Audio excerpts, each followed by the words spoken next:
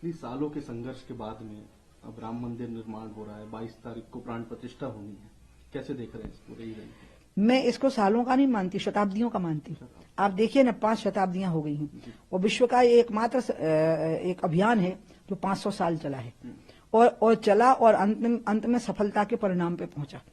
और इसलिए इसमें जिन लोगों ने भी अपने जीवन को और अपनी जवानी को होम किया है, उन सबका अभिनंदन होना चाहिए। दूसरा, इसका श्रेय कोई नहीं ले सकता। नंबर 1 पे इसका श्रेय मिलेगा उन कार सेवकों को जिन्होंने ढांचा गिरा दिया था, क्योंकि अगर ढांचा ना गिरता तो पुरातत्व विभाग खुदाई नहीं कर सकता था। ढांचे को गिरा करके खुदाई करने की औकात पुरातत्व विभाग की नहीं हो सकती थी। जब ढांचा गिर गया तो खुदाई हो पाई। खुदाई में सबूत मिल गए तो माननीय कोर्ट ने उनको स्वीकार कर लिया। उसको मुसलमानों ने भी आपत्ति नहीं की और डिसीजन हो गया। इसके बाद का श्रेय जाता है फिर बाकी लोगों को, और अंतिम समय का जो श्रेय है वो जाता है अशोक जी सिंघल जी को, जिन्होंने अभियान को चरम सीमा पर पहुंचाया।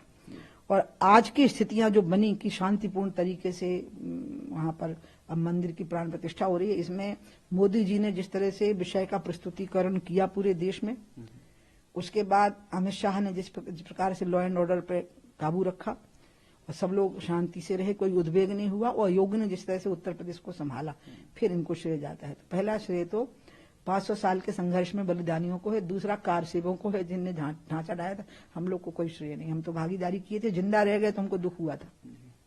जिंदा रह गए तो दुख हुआ, बहुत दुख हुआ था, क्योंकि जब 2 नवंबर को जिस कार सेवा का नेतृत्व मैंने किया था, उसमें एक दूसरा जत्था अलग हो गया था हमसे अचानक, कुछ उत्साही नौजवानों का, और वो सीधे हनुमानगढ़ी की ओर बढ़े। वो बहुत बहादुर लोग थे। उसमें राम और शरद कोठारी दोनों सगे भाई थे। दोनों उस दिन गोली से मार दिए गए थे।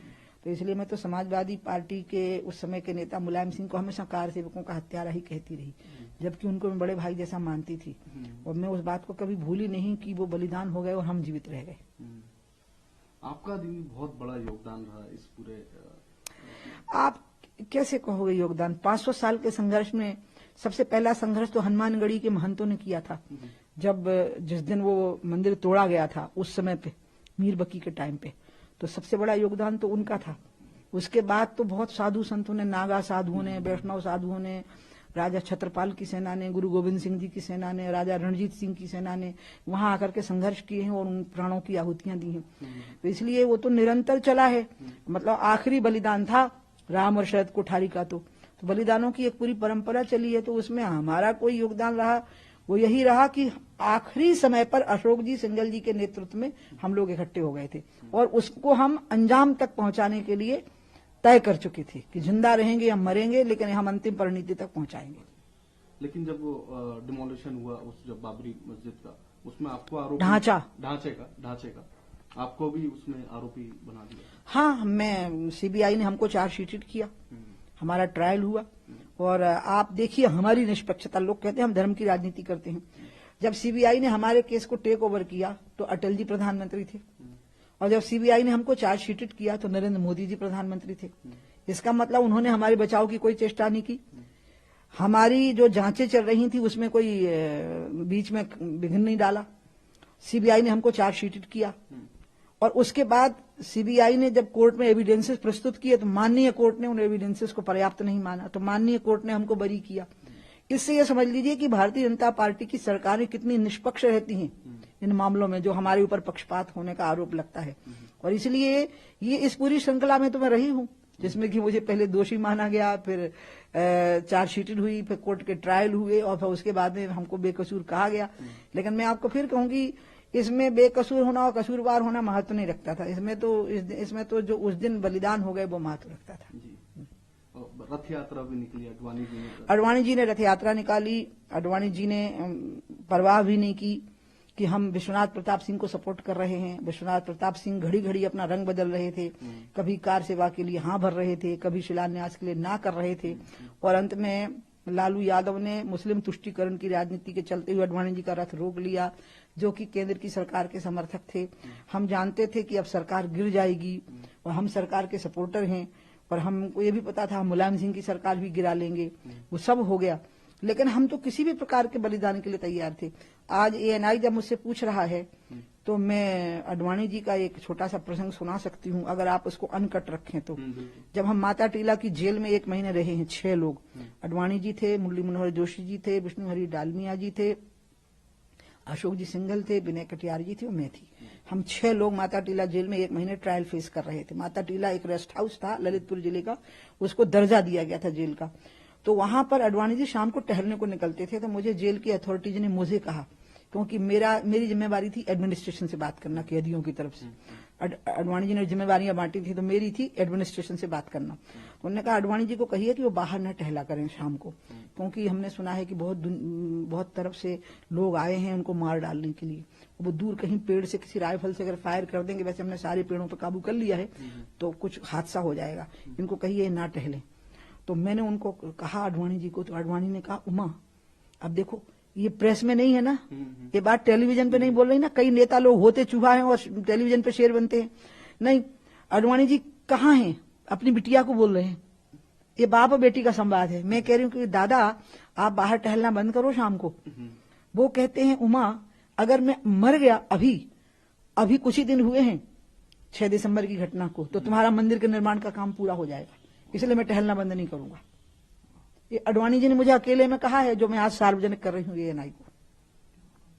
तो आप ऐसे कितने लोगों को याद करेंगे जो वहां मर गए थे, जो वहां मर जाने के लिए आतुर थे और जो पछता रहे हैं कि हम वहां नहीं मरे। इस दौरान दीदी जो कांग्रेस का जो वो रहा पूरा राम मंदिर को लेके स्टैंड रहा, वो कई बार क्वेश्चन ये भी हो गया कि राम जी हैं, अस्तित्व की बात भी आ गई। तो ये सब पूरा विपक्षी पार्टियों को आप इसमें कैसे देखते हैं? इसमें क्या था, असल में कांग्रेस की जो कंडीशन थी वो स्प्लिट पर्सनालिटी की थी, उनका दोहरा व्यक्तित्व हो गया था। वो हिंदुओं को भी खुश रहना चाहते थे, मुसलमानों को भी खुश रखना चाहते थे, और नेहरू के समय पर ही शुरू हो गया था। नेहरू ना हिंदू थे, ना हिंदुओं के प्रति उनको लगाव था। वो कहने भर के लिए हिंदू परिवार में पैदा हो गए थे। वो खुद ही कहते थे आई मैं हिंदू बाई एक्सीडेंट, मैं कोई अपनी इच्छा से थोड़े हिंदू बना हूं। तो उन्होंने जो पहला काम किया कि जब रामलला वहां प्रकट हो गए 1949, 49 बोलेंगे ना उसको, 49 में, तो उस समय पर नेहरू जी ने कहा कि ठीक है, पंडित पूजा करता रहेगा तो हिंदू खुश, ताला लगा दो तो मुसलमान खुश। तो उनकी राजनीति यही चली कि हिंदू तो जाति पे बटा हुआ है, तो हम इसका वोट लेते रहेंगे, मुसलमान एकजुट वोट डालता है तो इसका भी वोट लेते रहेंगे। और ये नीति उनकी आज तक है। वो कंफ्यूज हो जाते हैं। वो राहुल गांधी के अंदर भी वो लेगेसी चली आ रही है।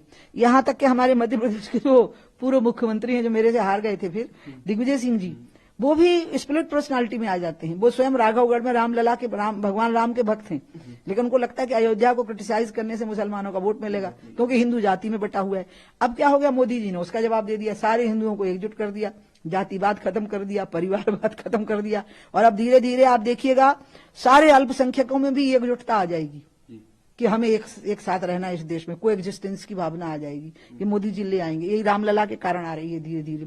तो इसलिए कांग्रेस हमेशा हिंदू और मुसलमान में जो झूला है, तो बेचारे तय नहीं कर पाते हैं, वो कंफ्यूजन में रह जाते हैं।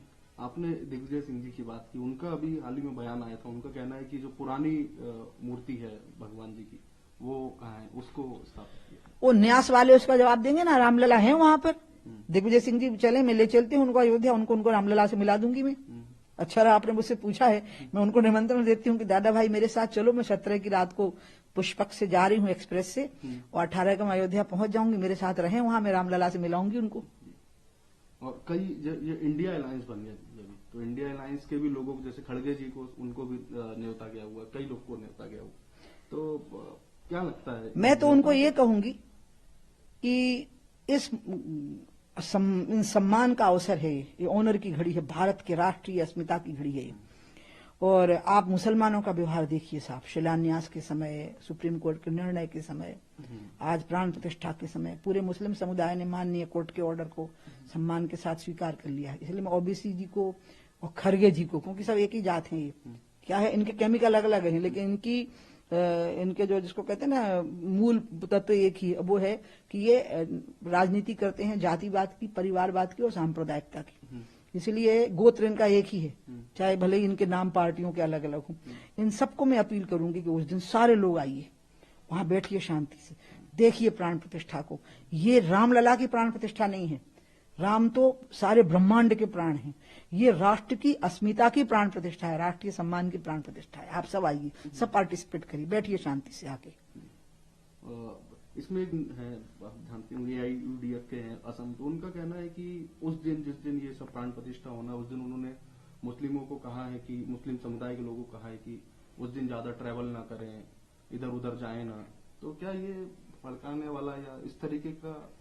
आप ये बताओ मुझे, 1985 से आंदोलन चला है, क्योंकि मैं 1985 से ही आंदोलन में भागीदारी की है मैंने।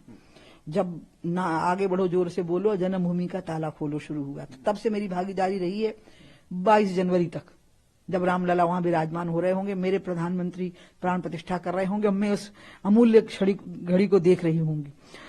तब से लेके आज तक इतने अभियान हमारे चले, इतनी गोलियां हम पे चली, इतनी लाठियां हम पे चली, इतने हमारे लोग। आपने कभी सुना किसी कार सेवक ने किसी मस्जिद पर पत्थर मारा हो? आपने कभी सुना किसी कार सेवक ने कभी पुलिस की गाड़ी पे हमला किया हो? आपने कभी सुना कि हमने लौट करके कभी किसी पर हमला किया हो, मारा हो पलट करके? हमने मार खाई, लाठियां खाई, गोलियां खाई। हमारी हैसियत बहुत बड़ी थी, हमारी ताकत बहुत बड़ी थी, हम लाखों की संख्या में इकट्ठे होते थे, हम लाठी खाते थे, मार खाते थे। लेकिन हमने तय कर रखा था कि शौर्य का प्रदर्शन तो सीमा पर ही ठीक है, सीमा के अंदर शौर्य का प्रदर्शन नहीं, आत्मबल का प्रदर्शन करना है, नैतिक बल का प्रदर्शन करना है, आस्था की शक्ति का प्रदर्शन करना है। इसलिए हम पे ये बात कहना ही अन्यायपूर्ण है, गलत है, और ये जानबूझ के किया जा रहा है, ये सब जानबूझ के किया जा रहा है। क्योंकि अब जो पढ़ा लिखा मुस्लिम तबका है वो बिल्कुल सुनने को तैयार नहीं है इन बातों को, और जो नौजवान है मुसलमानों के और जो महिलाएं हैं मुस्लिम समाज की, वो इन बातों को सुनने को ही तैयार नहीं है। तो ये जो मुस्लिम नेता फड़फड़ा रहे हैं, जो विभाजन की राजनीति, ये खून चूसी राजनीति है, खून पी करके लोगों को लड़ा करके उनकी लड़ाई करा के और फिर राजनीति करना, ये सब घबरा गए इसलिए ऐसी बातें बोल रहे हैं। बाकी मैं ऐसे लोगों के नाम भी नहीं लूंगी, इस लायक नहीं इनके नाम लिए जाएं। दीदी, राम मंदिर के बाद में अब ज्ञान सामने मुद्दा चल ही रहा है और कृष्ण जन्मभूमि की भी बात चल ही रही है।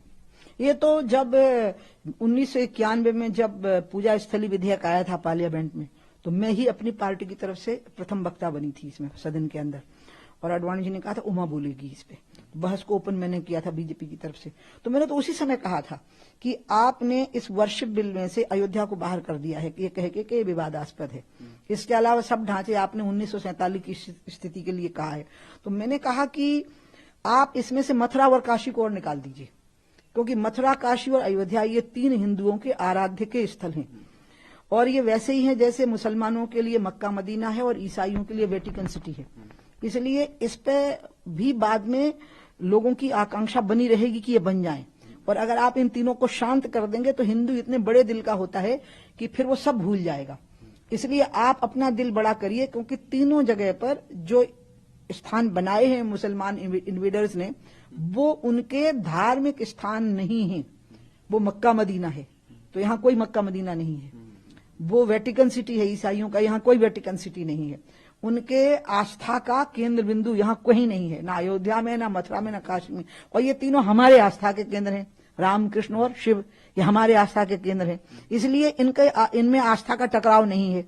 तो आप ये तीनों स्थान बाहर कर दीजिए इस विधेयक से, और तीनों पर मंदिर का निर्माण होने दीजिए। तो मैं तो पहले से कह रही हूं कि मथुरा और काशी पर भी भव्य मंदिर का निर्माण होना चाहिए। वो अभी भी नहीं हुआ है, ना काशी में हुआ है, ना मथुरा में हुआ, होना चाहिए। जहां कृष्ण जन्मभूमि है वहीं मंदिर बनना चाहिए, और जहां काशी विश्वनाथ विराजमान है वहीं मंदिर बनना चाहिए। अभी पूरा देश राममय हो गया है, विदेशों से भी राम धुन पे कई कई चीजें आने लगी थी। तो क्या एक जो हम लोग की पीढ़ी है, युवा पीढ़ी है, और भी जैसे आप लोग ने तो बहुत इसमें संघर्ष किया, क्या मैसेज है पूरे आने वाले समय? अब आप इसमें आप देखिए इसमें क्या मैसेज आने वाला है। मैसेज आने वाला है राम राज्य का। राम कौन है, राम की पहचान क्या है? राम भगवान के अवतार हैं। ये तो वो लोग मानते हैं जो अवतारों को मानते हैं, लेकिन आर्य समाजी तो भगवान को निर्गुण और निराकार मानते हैं। लेकिन वो भी इस आंदोलन में भागीदारी किए हैं, जो क्योंकि सनातन धर्म की दोनों परंपराएं हैं, निर्गुण को भी मानने की और सगुण को भी मानने की।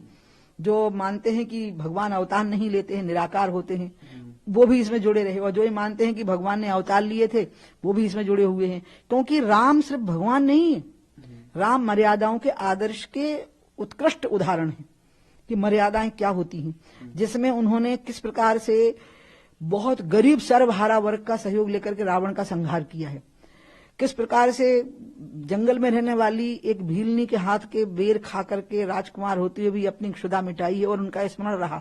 इसलिए राम राज्य में उन्होंने आर्थिक विषमता नहीं आने दी, क्योंकि उनको शबरी याद थी, उनको केवट याद था, उनको निषाद याद था, भाई की लात अपनी छाती पे खाया हुआ विभीषण याद था।